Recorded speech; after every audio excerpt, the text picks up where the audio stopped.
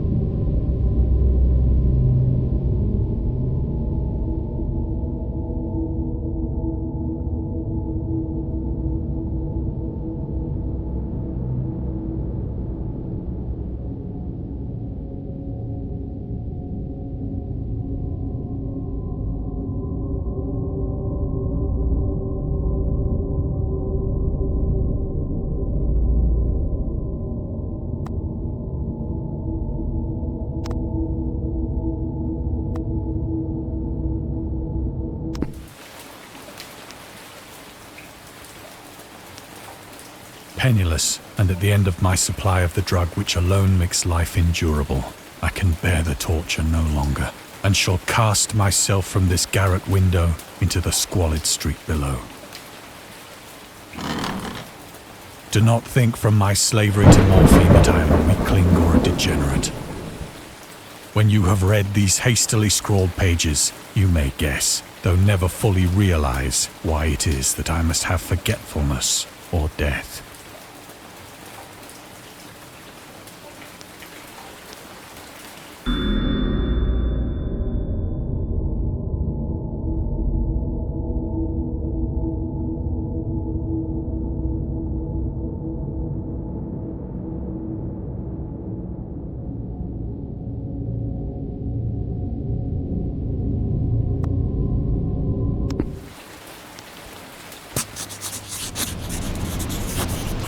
It was in one of the most open and least frequented parts of the broad Pacific that the packet of which I was supercargo fell a victim to the German sea raider.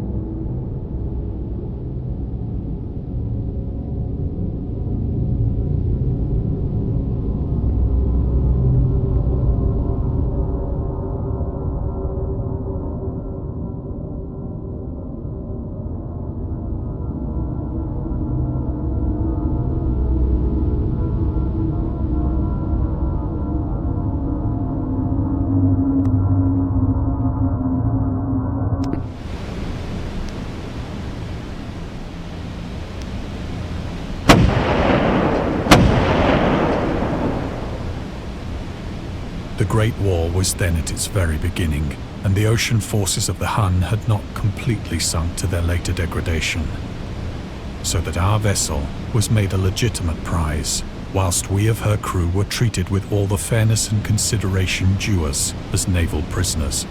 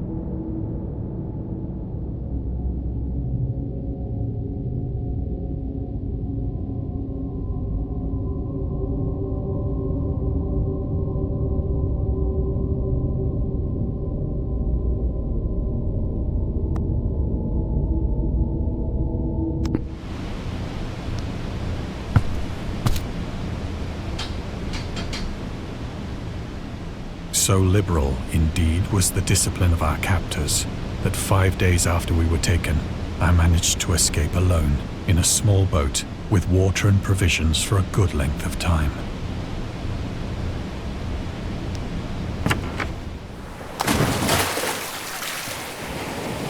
When I finally found myself adrift and free, I had but little idea of my surroundings.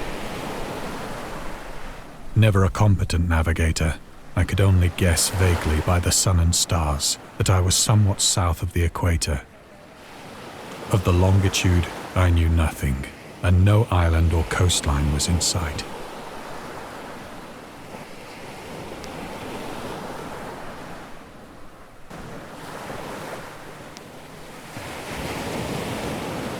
The weather kept fair, and for uncounted days I drifted aimlessly beneath the scorching sun, waiting either for some passing ship or to be cast on the shores of some habitable land.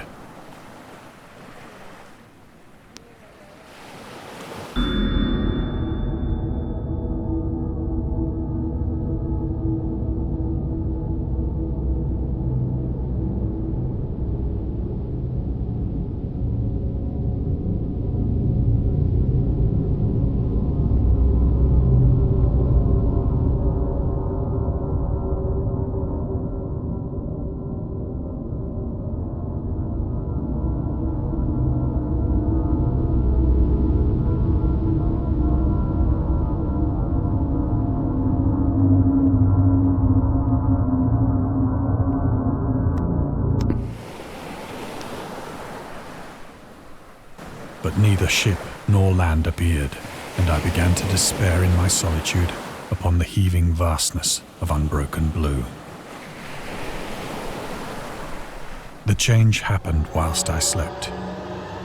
Its details I shall never know, for my slumber, though troubled and dream-infested, was continuous.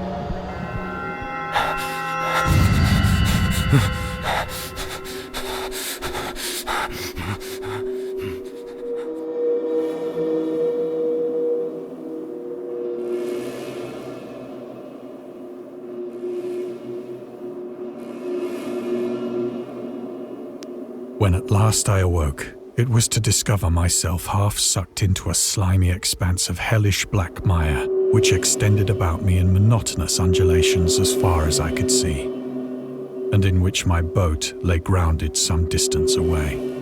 Though one might well imagine that my first sensation would be of wonder at so prodigious and unexpected a transformation of scenery, I was in reality more horrified than astonished. For there was in the air, and in the rotting soil, a sinister quality which chilled me to the very core. The region was putrid with the carcasses of decaying fish, and of other less describable things which I saw protruding from the nasty mud of the unending plain. Perhaps I should not hope to convey in mere words the unutterable hideousness that can dwell in absolute silence and barren immensity. There was nothing within hearing, and nothing in sight, save a vast reach of black slime. Yet the very completeness of the stillness and the homogeneity of the landscape oppressed me with a nauseating fear.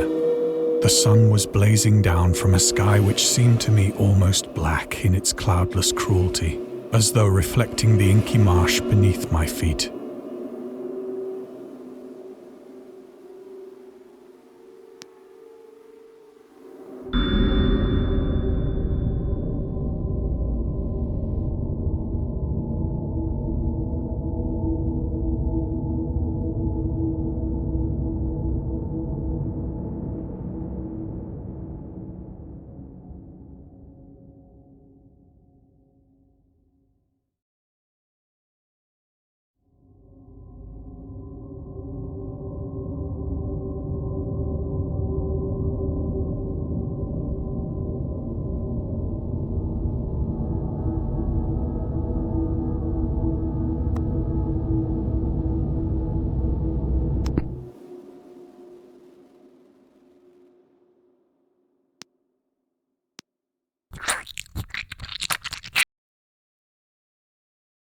As I crawled into the stranded boat, I realized that only one theory could explain my position. Through some unprecedented volcanic upheaval, a portion of the ocean floor must have been thrown to the surface, exposing regions for which innumerable millions of years had lain hidden under unfathomable watery depths. So great was the extent of the new land which had risen beneath me that I could not detect the faintest noise of the surging ocean, straining my ears as I might. Nor were there any seafowl to prey upon the dead things.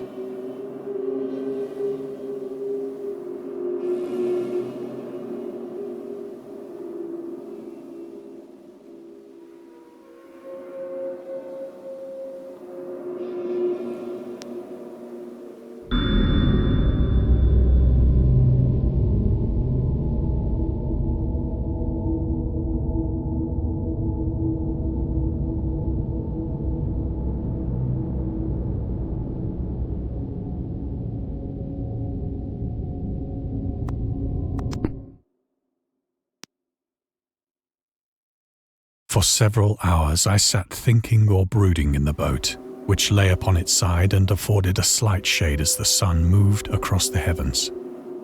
As the day progressed, the ground lost some of its stickiness and seemed likely to dry sufficiently for travelling purposes in a short time. That night I slept but little, and the next day I made for myself a pack containing food and water, preparatory to an overland journey in search of the vanished sea and possible rescue.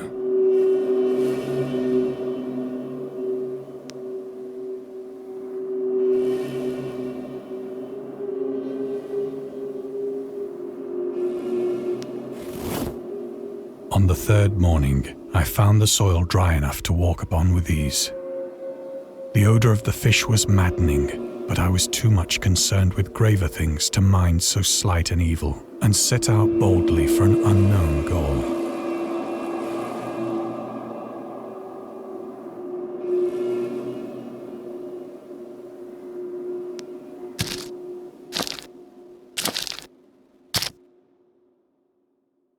All day I forged steadily westward, guided by a faraway hummock which rose higher than any other elevation on the rolling desert.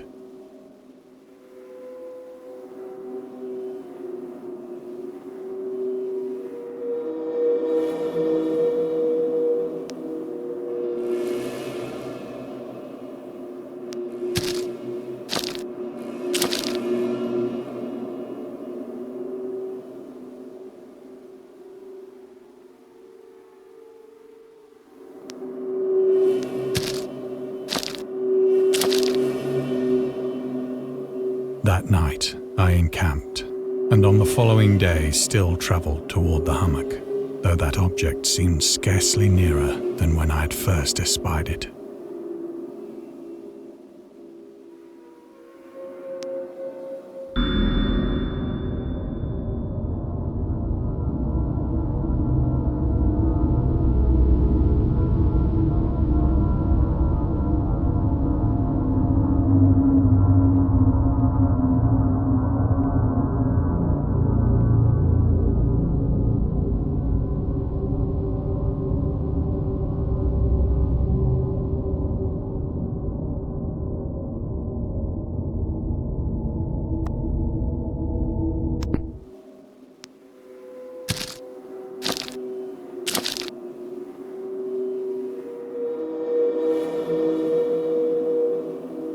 By the fourth evening, I attained the base of the mound, which turned out to be much higher than it had appeared from a distance, an intervening valley setting it out in sharper relief from the general surface. Too weary to ascend, I slept in the shadow of the hill. I know not why my dreams were so wild that night, but ere the waning and fantastically gibbous moon had risen far above the eastern plain, I was awake in a cold perspiration, determined to sleep no more. Such visions as I had experienced were too much for me to endure again. And in the glow of the moon I saw how unwise I had been to travel by day. Without the glare of the parching sun, my journey would have cost me less energy. Indeed, I now felt quite able to perform the ascent which had deterred me at sunset. Picking up my pack, I started for the crest of the eminence.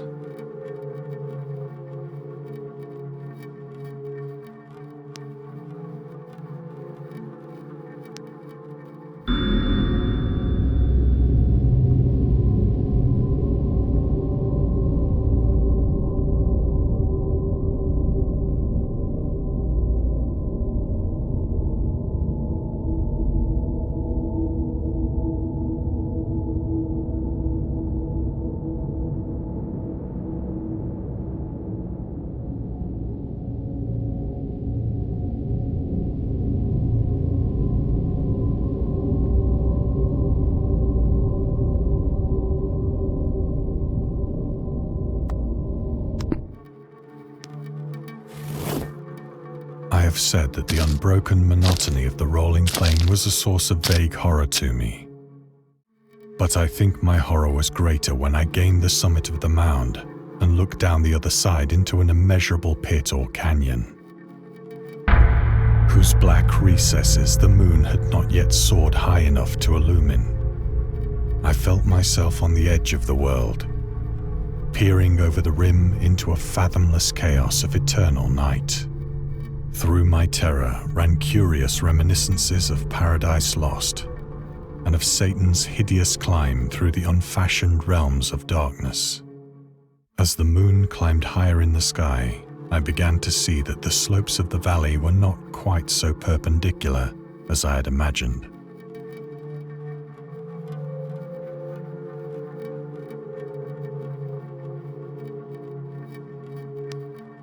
Ledges and outcroppings of rock afforded fairly easy footholds for a descent, whilst after a drop of only a few hundred feet, the declivity became very gradual.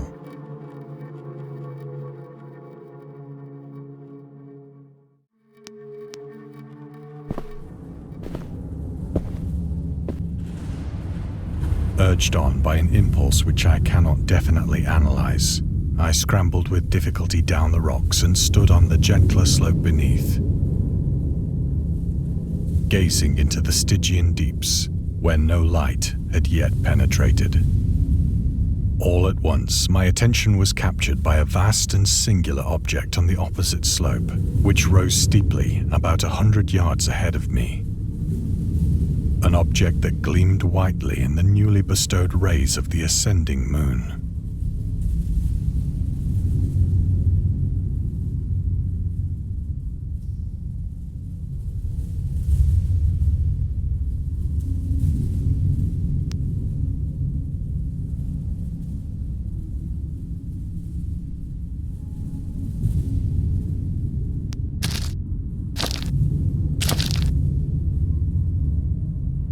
That it was merely a gigantic piece of stone, I soon assured myself. But I was conscious of a distinct impression that its contour and position were not altogether the work of nature.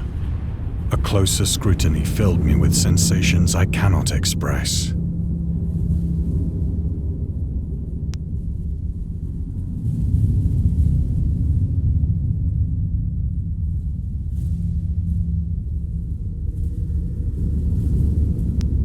For despite its enormous magnitude and its position in an abyss which had yawned at the bottom of the sea since the world was young, I perceived beyond a doubt that the strange object was a well-shaped monolith, whose massive bulk had known the workmanship and perhaps the worship of living and thinking creatures. Dazed and frightened, yet not without a certain thrill of the scientist's or archaeologist's delight, I examined my surroundings more closely.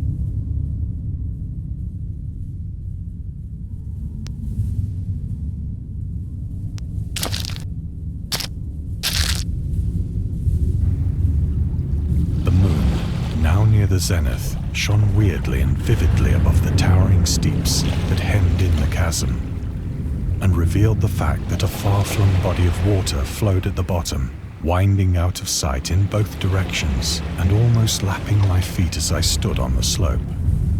Across the chasm, the wavelets washed the base of the cyclopean monolith, on whose surface I could now trace both inscriptions and crude sculptures.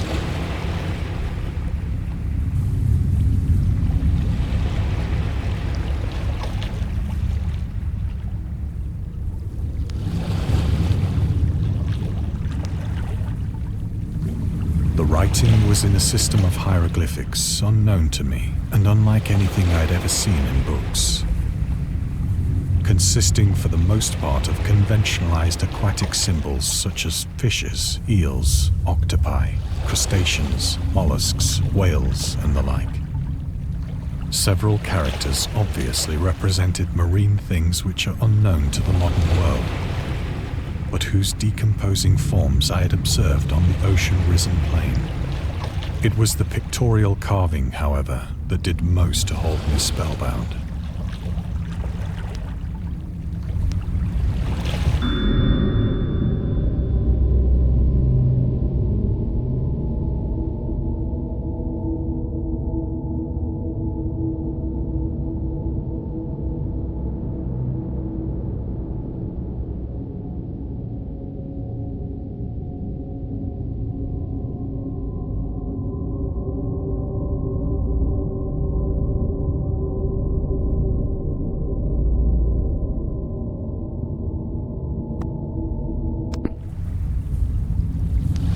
Plainly visible across the intervening water on account of their enormous size were an array of bas-reliefs whose subjects would have excited the envy of a Doré. I think that these things were supposed to depict men, at least a certain sort of men, though the creatures were shown disporting like fishes in the waters of some marine grotto, or paying homage at some monolithic shrine which appeared to be under the waves as well. Of their faces and forms I dare not speak in detail, for the mere remembrance makes me grow faint, grotesque beyond the imagination of a Poe or a Bulwer. They were damnably human in general outline, despite webbed hands and feet, shockingly wide and flabby lips, glassy, bulging eyes, and other features less pleasant to recall.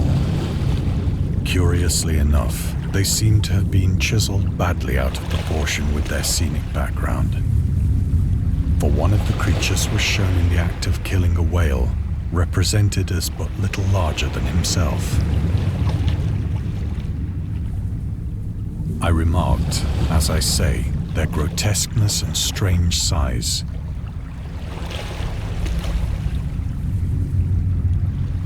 But in a moment decided that they were merely the imaginary gods of some primitive fishing or seafaring tribe. Some tribe whose last descendant had perished eras before the first ancestor of the Piltdown or Neanderthal man was born.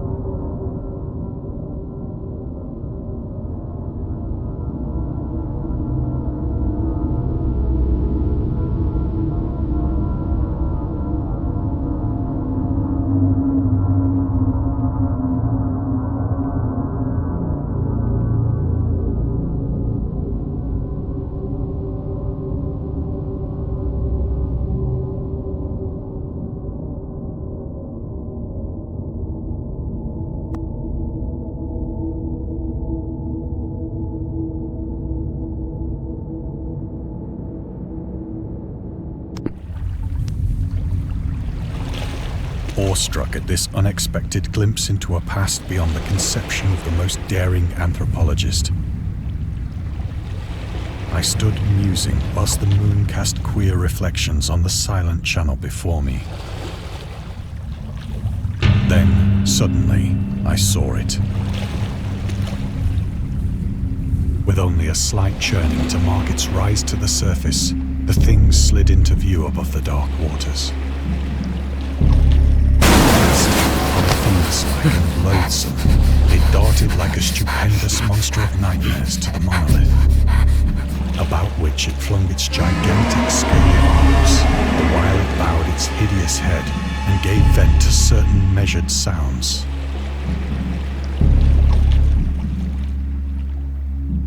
I think I went mad then. Of my frantic ascent of the slope and cliff, and of my delirious journey back to the stranded boat, I remember little.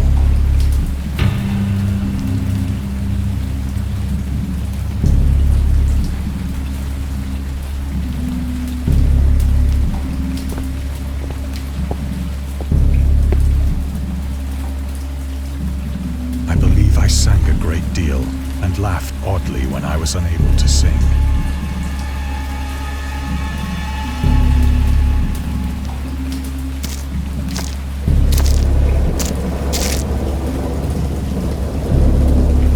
Indistinct recollections of a great storm sometime after I reached the boat. At any rate, I know that I heard pearls of thunder and other tones which nature utters only in her wildest moods.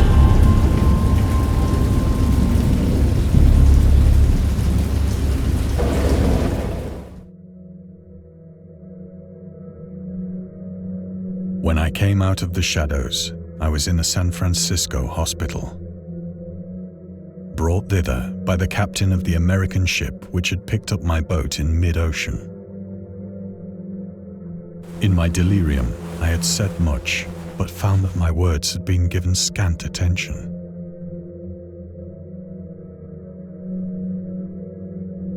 Of any land upheaval in the Pacific, my rescuers knew nothing. Nor did I deem it necessary to insist upon a thing which I knew they could not believe.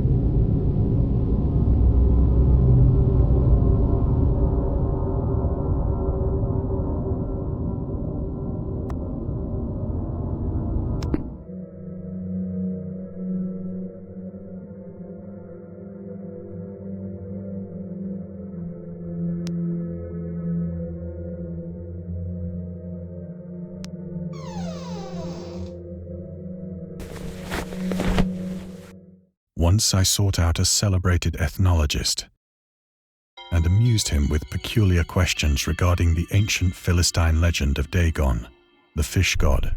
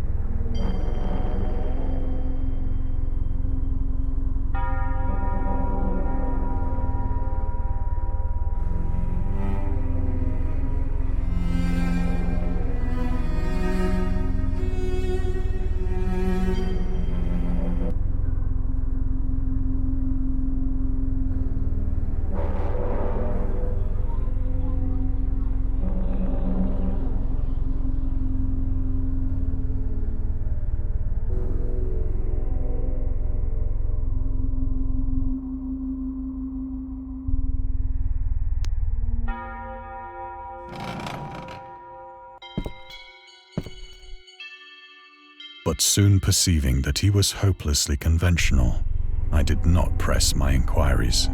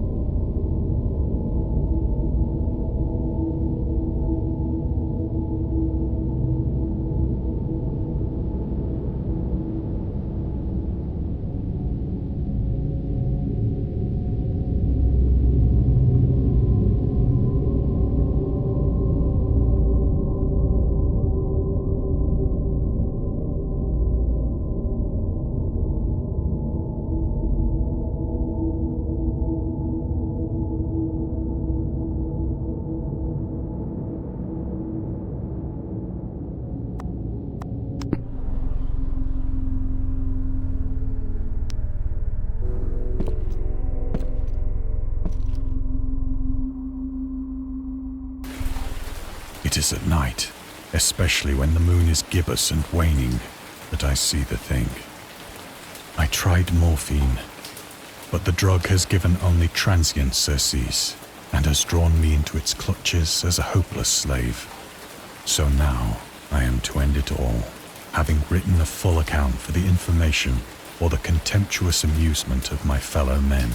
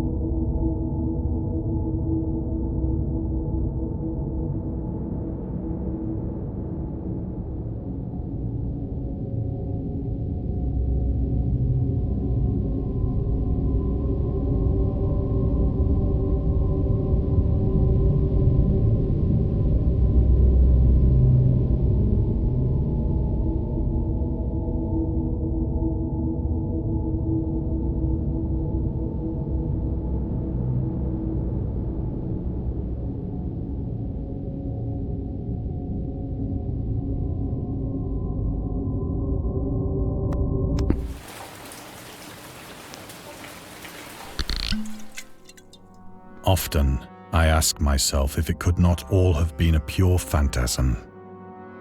A mere freak of fever as I lay sun-stricken and raving in the open boat after my escape from the German man-of-war. This I ask myself, but ever does there come before me a hideously vivid vision in reply.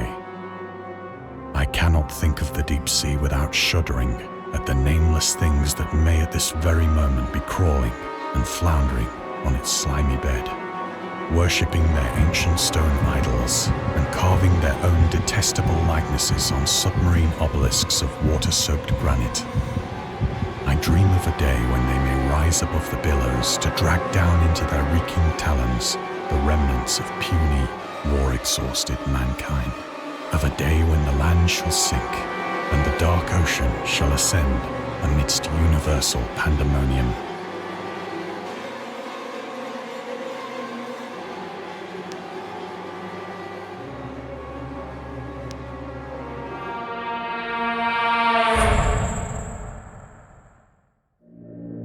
The end is near.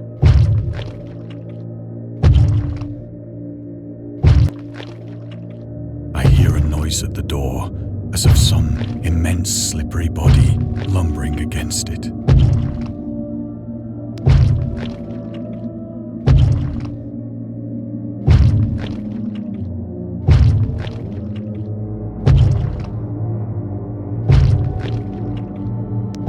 It shall not find me.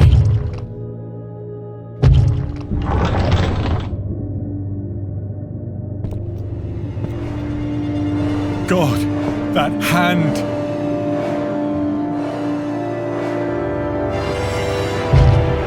The window!